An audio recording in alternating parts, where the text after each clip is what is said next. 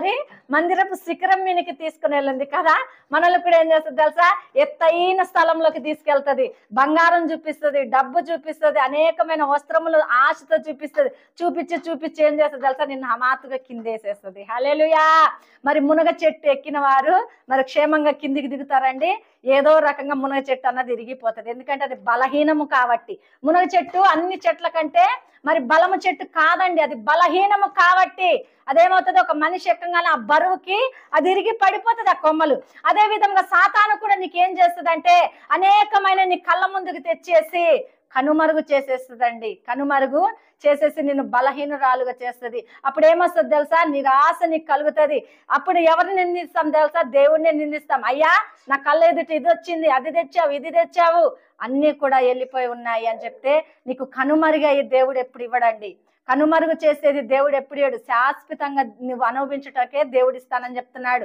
చూడండి, లేఖనాల ద్వారా దేవుడు అంత అద్భుతంగా మనతో మాట్లాడుతుంటే ఇంకా మనం తెలుసుకోపోవటం అది ఎంత మరి దీనమైన స్థితి చూద్దామా. మరి దేవుడు మనతో మాట్లాడుతున్నాడు. సాతాను చేత మరి ఎక్కడికెక్కడికో మరి సాతాను యేసు ప్రభు వారిని తీసుకువెళ్ళి మరి శోధిస్తున్న సమయంలో లేఖనాల ద్వారానే మరి యేసు ప్రభు వారు కూడా మాట్లాడుతున్నారండి. లేఖనాల ద్వారానే యేసు ప్రభు కూడా మాట్లాడుతున్నారండి. మరి యేసు ప్రభు వారు కూడా లేఖనాలతో సమాధానం చెప్తున్నారా, నోటి మాటతో సమాధానం చెప్తున్నారండి?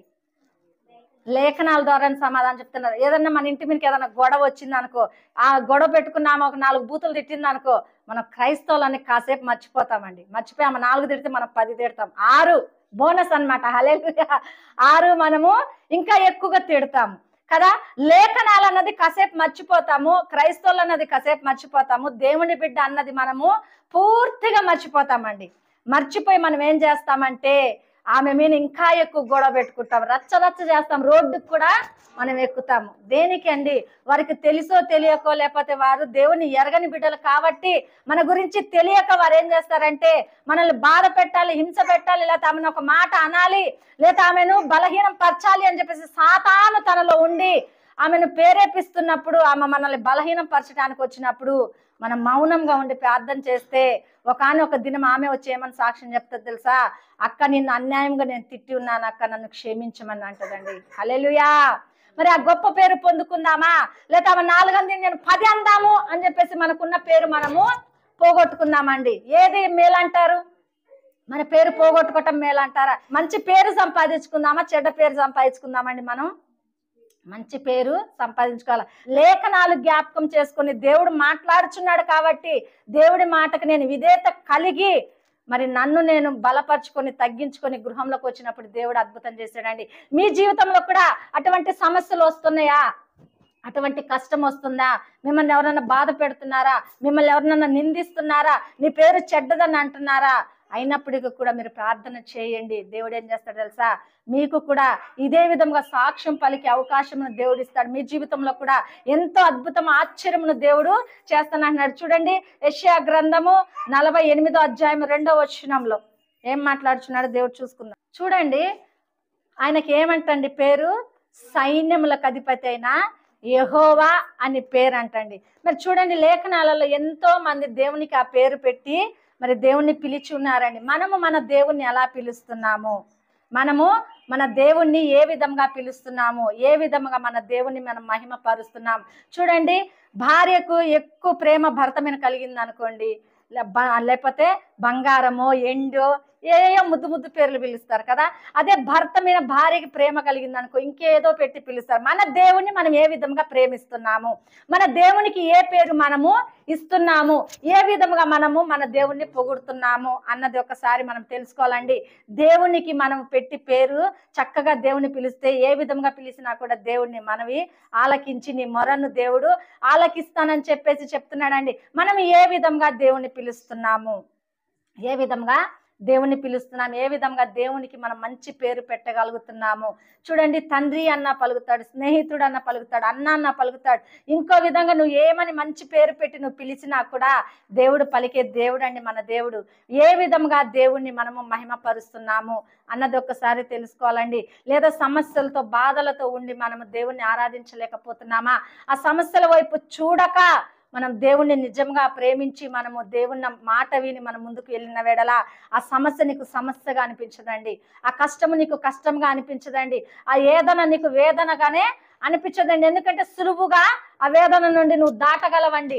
దాటే శక్తి దేవుడు నీకు ఇస్తానంటున్నాడు. మరి ఇందాక పాస్టర్ గారు మరి ప్రార్థన చేసినప్పుడు చూడండి, అనేక మంది సేవకులు బాధపడుతున్నారు, శ్రమ పడుతున్నారు, కష్టపడుతున్నారు, మరి వేదన పడుతున్నారంటే మరి మన దేవుడు కులానికి మతానికి దేవుడు కాదండి.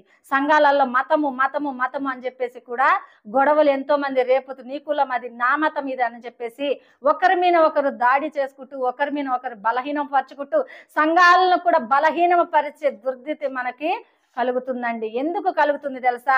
నిజంగా వారిలో వాక్యము పనిచేయబడతలేదు, నిజంగా దేవుని మాట వారు వింటలేదు కాబట్టే ఆ యొక్క మాటలు అక్కడ రేగుతున్నాయి అని చెప్పేసి మరి లేఖనాల ద్వారా కూడా మరి దేవుడు తెలియపరుస్తున్నాడండి. చూడండి, కులము మతము మనకి ఏదన్నా కలుగు చేస్తుందండి? కులము మతం మనల్ని పోషిస్తుందా? లేదండి. ఏ మతమైనను ఏ కులమైనను కూడా మనం ఏకరీతిగా చూడండి సహోదరి ప్రేమతో మనం కలిసి మరి నడవాలని చెప్పేసి ఎంతో మంది చెబుతున్నప్పుడు మరి నిజంగా మనం అలా నడవగలుగుతున్నామా? నడవట్లేదండి. మరి పేద సంఘాలు బాధపడుతున్నారు, శ్రమ పడుతున్నారంటే మరి ఈ యొక్క సమస్యల నుండే మరి బాధపడుతున్నారండి. చూడండి, పేద సంఘాలు మరి తీసివేస్తున్నారు, మరి కూల్చివేస్తున్నారు అంటే మరి అక్కడ ఏమవుతుందండి? వారు దేవుణ్ణి ఆరాధిస్తున్నారు, వారు బలహీనమైన స్థితిలో ఉన్నారని తెలిసి కూడా వాళ్ళని బలహీనం పరుస్తున్నప్పుడు దేవుడు ఏమని మాట్లాడుచున్నాడు తెలుసా? మీరు బలహీనులు కారు, నా చేతిలో బలము కలిగిన వ్యక్తులు అని చెప్పేసి దేవుడు మాట్లాడుచున్నాడు అండి. నిజంగా ఒక సంఘము కూలిస్తే 10 సంఘాలు దేవుడు నిలబెట్టే దేవుడు మన దేవుడు అండి. ఆశ్చర్య కార్యములు దేవుడు చేసేవాడండి. ఎప్పుడైతే మరి సేవకులు కానీ సేవకురాళ్ళు కానీ మరి దేవుని బిడ్డలు కానీ కన్నీరు కార్చి ప్రార్థన చేస్తే దేవుడు ఏం చేస్తాడు తెలుసా? అక్కడ అద్భుతం చేస్తానని చెప్పి చెప్తున్నాడండి. ఇశ్రాయేలు ప్రజలు మరి ఎంతో మొరపెట్టి మరి బాధపడి కన్నీరు పెట్టి మరి ప్రార్థన చేసినప్పుడు ఆ ఫరో చేతిలో నుండి మరి ఇశ్రాయేలు ప్రజల్ని మరి విడిపించి నడిపించినట్లుగా మరి దేవుడు ఏం చేస్తాడు తెలుసా? మరి పాడైపోతున్న సంఘాలని కూడా దేవుడు బాగు చేసే దేవుడు మన దేవుడు అండి. మరి సంఘాలు కూలుస్తున్నప్పుడు దేవుడు చూస్తూ ఊరుకుంటాడండి? ఊరుకోడండి. దేవుడు ఏదో ఒక విధంగా దేవుడు మాట్లాడతాడు. ఏదో ఒక మరి నోటి మాట నుండే మరి ప్రకృతి ద్వారా దేవుడు మాట్లాడి కార్యం, బలమైన కార్యం అక్కడ చేస్తానని చెప్తున్నాడండి. బలహీనము ఎవరు కారండి, దేవుని చేతులు అందరూ కూడా బలము కలిగిన వ్యక్తులే. బలహీనంగా దేవుడు మనల్ని ఒకసారి మనం ఏమవుతామంటే దేవుని తెలుసుకున్నప్పుడు బలహీనులమే, కానీ దేవుని రక్తము చేత కడగబడిన వారందరం కూడా బలము కలిగిన వారం అని చెప్పేసి దేవుడు చెప్తున్నప్పుడు మనం ఎందుకు బలహీనం అవ్వాలండి? ఉపవాసం ఉండి ప్రార్థన చేద్దాము. అటువంటి సమస్యతో బాధతో ఉన్నప్పుడు మనం ఏం చేయాలంటే మనం ప్రార్థన చేయాలండి.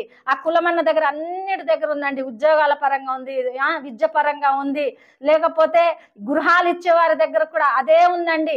చూడండి, తక్కువ కులము తక్కువ కులము తక్కువ కులం అని చెప్పేసి కులము కులము కులము కులం అని చెప్పేసి ఒకరినొకరు బాధ పెట్టుకుంటున్నారండి. బాధ పెట్టుకునే వారిగా ఉండి మనము మరి ముందుకు వెళ్తున్నప్పుడు అద్భుత కార్యములు, ఆశ్చర్య కార్యములు దేవుడు చేస్తాడా? చేయడండి. చూడండి, దేవుడు ఏం చేస్తున్నాడు? అందరికి మాదిరికరముగా అందరిని బలపరిచే విధముగా ఉంటున్నాడండి. ఏ కులము లేదు అంటే నిజంగా క్రైస్తవులకేనండి. హల్లెలూయా. ఏ కులము లేదంటే నిజంగా క్రైస్తవులకే. కులమత భేదములు పెట్టుకొని ప్రార్థన చేయరండి. ఎవరికైనా సమస్య వచ్చిందంటే నా కులపోడికి సమస్య వచ్చింది, నా కులపోడు శ్రమ పడుతున్నాడు, బాధపడుతున్నాడు అని ప్రార్థన చేయరండి. కులము చూడకుండా ప్రార్థన చేసేవారు ఒక్కరు మాత్రమే క్రైస్తవులు. హల్లెలూయా. కులానికి వారు ఏం చేస్తారండి? ప్రార్థనము ఇవ్వరు, వారిని ఇలువుగా చూడరు.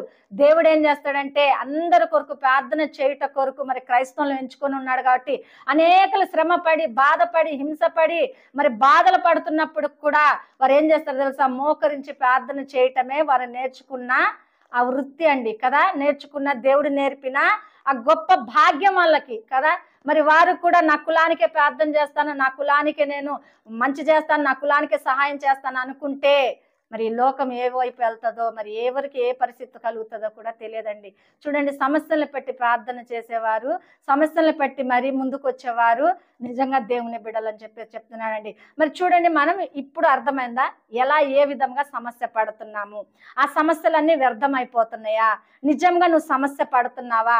నిజంగా దేవుడు నీ కుటుంబంలో మేలు చేయాలనుకుంటున్నప్పుడు నువ్వు సాతానికి అవకాశం ఇస్తూ సాతాను మాట వింటూ దేవుని మాట వినలేకపోతున్నావా అన్నది ఒక్కసారి గమనించుకోవాలండి. ఈ లేఖనాల ద్వారా దేవుడు మనతో మాట్లాడి ఉన్నాడు. ఏ విధమైన సమస్యను పొందుతున్నావు, ఏ విధంగా సాతాను చేతిలో నువ్వు నడిపించబడుతున్నావు, బలహీనరాలు అవుతున్నావు అన్నది ఒక్కసారి మనం తెలుసుకుంటే మన పరిస్థితి సమస్తంను కూడా మనకు తెలియపరచబడుతుందండి. నిజముగా నువ్వు దేవుని మాట ఇంటూ దేవుని చేతిలో ఉండి దేవుని చెప్పుచున్నట్టుగా నువ్వు నడిస్తే ఈ సమస్యలన్నీ కూడా దేవుడు తీర్చేస్తాడండి. నీ మీదకి వస్తున్న సమస్యలే కాదని చెప్పేసి మరి ఎంతో మంది భక్తులు మరి పలికినప్పుడు అయినా నువ్వు సమస్య పడుతున్నావు అంటే ఆ తప్పు, ఆ పొరపాటు మనదేనండి. సక్రమంగా దేవునికి ప్రార్థన చేయకపోవటం, దేవుని స్వరం వినకపోవటము, మరి మందిరానికి వచ్చినప్పుడు దేవుని వాక్యం శ్రద్ధగా వినకపోవటము ఆ తప్పు మనదే. కాబట్టి మనం తప్పు సరి చేసుకుందామండి. సరి చేసుకున్న వారికి క్షమాపణ దేవుడు ఇస్తానని చెప్తున్నాడు. నిజంగా అటువంటి స్థానంలో మనం ఉంటే, నిజంగా దేవుని సన్నిధిలో మనం ప్రార్థన చేస్తే దేవుడు ఏం చేస్తాడు తెలుసా? మనల్ని బహుగా ఆశీర్వదించి బలపరిచి అనేకులకి పెట్టే వ్యక్తులుగా దేవుడు దీవిస్తాను, మహిమపరుస్తాను అంటున్నాడండి. మరి ఆ ఉద్దేశం ఉన్నవారు నాతో మరి కలిసి ప్రార్థన చేయాలని నేను కోరుకుంటున్నాను. మరి ప్రార్థన చేసుకుందాం. ఈ వాక్యం దేవుడు దీవించును గాక. మహాగణుడా, పరిశుద్ధాత్ముడా, జీవాధిపతి, నిన్ను స్తుతిస్తున్నాను, నిన్ను ఘనపరుస్తున్నాను, నిన్ను మహిమపరుస్తున్నాను ప్రభువా. అయ్యా, మేము ఏ విధంగా సమస్యలు పడుతున్నామో, ఏ విధంగా బాధపడుతున్నామో, ఏ విధంగా దరిద్రత అనుభవిస్తున్నామో, ఏ విధంగా వ్యాధులు నాయన మా కుటుంబాలలో మొత్తుతున్నాయో, బాధలు కలుగుతున్నాయో నా తండ్రి నాయన, భార్యాభర్తల మధ్య సమస్యలు, బాధలు, హింసలతో నా తండ్రి మా కుటుంబాలు ఉంటున్నాయో నా తండ్రి, వ్యర్థముగా మా ప్రభావ మేము నాయన ఇన్ని సమస్యలు పడుతున్నామా దేవా? సాతాను చేతి సాతాను మాటలు వింటూ ఇన్ని సమస్యలు మేము కొని తెచ్చుకుంటున్నామా తండ్రి? సాతాను నా తండ్రి చూపిస్తున్నప్పుడు, సాతాను నా తండ్రి చూపిస్తున్న మాటల కొలది మేము నడిచినప్పుడు ప్రభా, అది కొన్ని దినములకు బాగానే ఉంటది తండ్రి, అది నిత్య నరకాగ్నిలోకి మమ్మల్ని తీసుకువెళ్తుంది ప్రభా. నిజముగా నీ మాట వింటే సమస్యలుగా మలచవు తండ్రి. ఎన్ని బాధలు, ఎన్ని హింసలు, ఎన్ని కష్టములు వచ్చినా కూడా తండ్రి వెదురుకొని నడిచినప్పుడు ప్రభా, నిలబడినప్పుడు నా తండ్రి మమ్మల్ని నువ్వు జ్ఞాపకం చేసుకునే దేవుడు నా తండ్రి, నీకు వందనాలు. లేఖనాల ద్వారా తెలియపరుస్తున్న ప్రభా, ఇన్ని సమస్యలు నువ్వు వ్యర్థముగానే అనుభవించి ఉన్నావా అన్నట్లుగా నా తండ్రి, ఇన్ని సమస్యలు, ఇన్ని బాధలు నా తండ్రి మేము వ్యర్థముగా అనుభవించి ఉన్నామా నా తండ్రి, నీకే వందనాలు. పరిశుద్ధాత్ముడా, నీకు వందనాలు ప్రభా. సాతానుతో మీరు మాట్లాడి ఉన్నారు ప్రభా. ఎందుకంటే ఆ సిలువ మీద నా తండ్రి నువ్వు ప్రాణత్యాగం చేయాలి కాబట్టి నా తండ్రి, ఆ శ్రమ మీరు మోయాలి కాబట్టి ప్రభా, మా పాపములు నా తండ్రి విరిచివేయాలి కాబట్టి మమ్మల్ని నా తండ్రి నాయన అయ్యా నీ రాజ్యానికి వారసురాల్ని చేసుకోవాలి కాబట్టి నా తండ్రి ప్రభా, ఆ సిలువ మీద నా తండ్రి మీరు వెళ్ళాలి కాబట్టి నా తండ్రి, మీరు ఉపవాసం ఉండి ప్రార్థన చేసినప్పుడు, సాతాను మిమ్మల్ని శోధించినప్పుడు లేఖనాల ద్వారా మీరు సమాధానం చెప్పి ఉన్నారు తండ్రి, నీకు వందనాలు, స్తోత్రములు ప్రభా.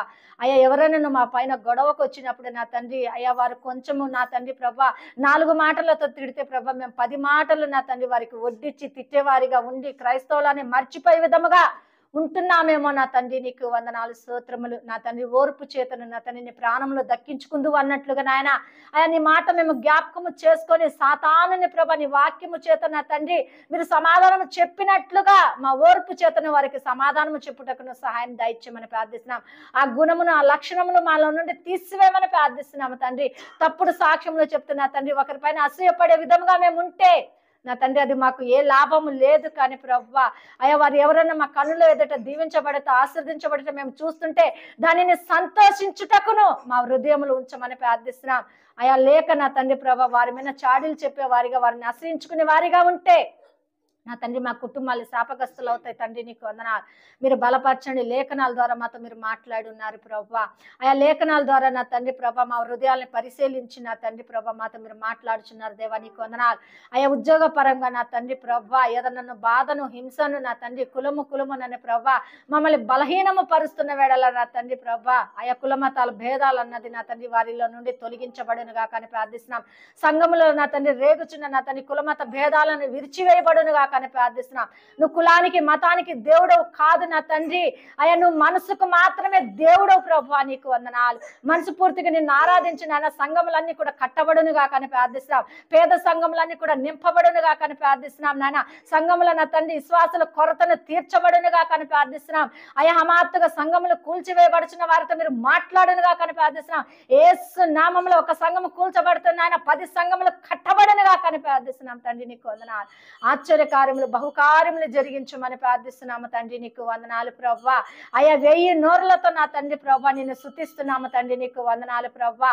అయ్యా ఒక్కడని బలహీనం పడుచున్నప్పుడు 1000 మంది జనాంగంగా చేసినట్లుగా నాయన ఆ లేఖనాలన్నీ కూడా నా తండ్రి ప్రభా ఆ సంఘాల్లో నెరవేర్చబడునుగా కానీ ప్రార్థిస్తున్నాం తండ్రి. మా దేశాలలో, మా సంఘములలో, మా ప్రజలలో ప్రభా అయ్యా మా ఉద్యోగ పరంగా నా తండ్రి ప్రభా మా స్కూళ్ళల్లో జరుగుతున్న కులమత భేదాలని అన్ని కూడా తీసివేయమని ప్రార్థిస్తున్నాం తండ్రి. నీకు వందనాలు. ఒకరిని ఒకరు ప్రేమతో నా తండ్రి ఐక్యతో ప్రభా ముందుకెళ్లే కృపతో నింపబడునుగా కానీ ప్రార్థిస్తున్నాం. ఆశ్చర్యకార్యములు బహుకార్యములు నూతన కార్యములు అందరి జీవితంలో జరుగునుగా కానీ ప్రార్థిస్తున్నాం తండ్రి. విన్న వాక్యమును తండ్రి ప్రతి ఒక్క హృదయాలలో నా తండ్రి నీరు కట్టి ఫలించునుగా కానీ ప్రార్థిస్తున్నాం తండ్రి. యూట్యూబ్ పరిచర్య చూస్తున్న ప్రతి బిడల జీవితంలో కూడా నూతన కార్యములు జరుగునుగాక ప్రభా.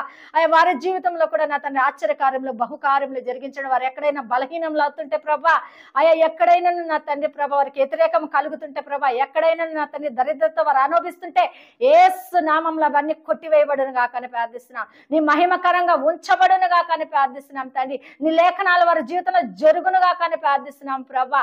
అయ్యా వారు ఎటువంటి బాధ ఎటువంటి హింస పడుతున్నప్పటికైనా యేసు నామంలో వారి హింసలన్నీ కూడా తొలగించబడును గాకని ప్రార్థిస్తున్నాం. కృపతో బలపరిచి కార్యములు జరిగించమని ప్రార్థిస్తున్నాం తండ్రి.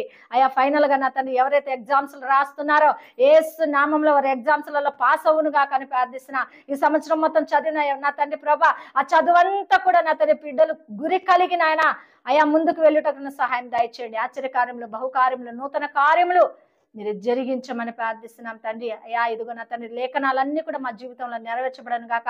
అయ్యా దుర్దినాలు నా తండ్రి నాయన వేదన దినాలు రాకడ దినాలలో మేము ఉంటుండగా ఎత్తబడే గుంపుగా మమ్మల్ని ఏర్పాటు చేయండి, బలపరచండి. నూతన కార్యములు మీరు జరిగించి మీరొక్కరే మహిమ గంత ప్రభావం మా మధ్యలో పొందుకోమని యేసు నామములో అడిగి ప్రార్థిస్తున్నాను పరమ తండ్రి. ఆమేన్. అందరికీ వందనాలు.